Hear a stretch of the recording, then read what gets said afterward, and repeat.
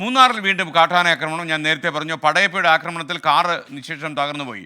മൂന്നാർ ഉദുമൽപേട്ട അന്തർ സംസ്ഥാന പാതയിൽ നായമക്കാടിന് സമീപത്ത് വെച്ചാണ് ഈ സംഭവം ഉണ്ടായത്.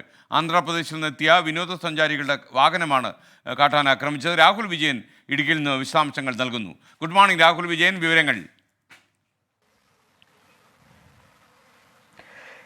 Good morning. പടയപ്പയുടെ കലി അടങ്ങിയിട്ടില്ല എന്നുള്ളതാണ് ഏറ്റവും പ്രധാനപ്പെട്ട കാര്യം. ജനവാസ മേഖലയിൽ ഇറങ്ങിയ പടയപ്പ ഇതുവരെ കഴിഞ്ഞ 2 ആഴ്ചയായി ജനവാസ മേഖലയിലുണ്ട്. ഇതുവരെ കാട് കയറാൻ തയ്യാറായിട്ടില്ല. മതപ്പാടിലാണ് എന്നുള്ളതാണ് വനം വകുപ്പ് സ്ഥിരീകരിച്ചിരിക്കുന്ന വിവരവും. അതിന്റെ പശ്ചാത്തലത്തിലാണ് ഇത്രയും അക്രമകരമായിട്ടുള്ള കാര്യങ്ങൾ പടയപ്പ ചെയ്യുന്നത് എന്നുള്ളതാണ് വനം വകുപ്പിന്റെ ഭാഗത്തു നിന്നും അവർ പറയുകയും ചെയ്യുന്നത്. ഇന്ന് പുലർച്ചെയാണ് മൂന്നാർ ഉദുമൽപേട്ട അന്തർ സംസ്ഥാന പാതയിൽ വെച്ച് വിനോദസഞ്ചാരികളുടെ കാർ പടയപ്പ ആക്രമിച്ച് തകർക്കുന്നത്. മുൻവശത്തെ ഗ്ലാസും പിൻവശത്തെ ഗ്ലാസും പൊട്ടിച്ചു. വാഹനത്തിന് സാരമായ കേടുപാട് തന്നെ വരുത്തുകയും ചെയ്തിട്ടുണ്ട്. ഈ വാഹനത്തിലുണ്ടായിരുന്ന വിനോദസഞ്ചാരികൾ കർണാടക സ്വദേശികളാണ്. അവരിറങ്ങി ഓടിയത് കൊണ്ട് വലിയ അപകടം ഒഴിവായി.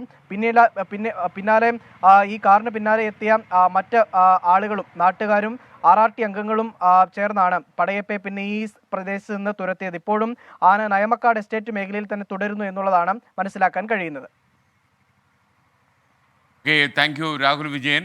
ലോകത്തെവിടെയായാലും ഏത് സമയത്തും 24 വാർത്തകളും ഓഗ്മെന്റഡ് റിയാലിറ്റി പാക്കേജുകളും എക്സ്പ്ലെയിനറുകളും വിശദമായി കാണാൻ ഞങ്ങളുടെ യൂട്യൂബ് ചാനൽ നിങ്ങൾക്ക് സബ്സ്ക്രൈബ് ചെയ്യാം.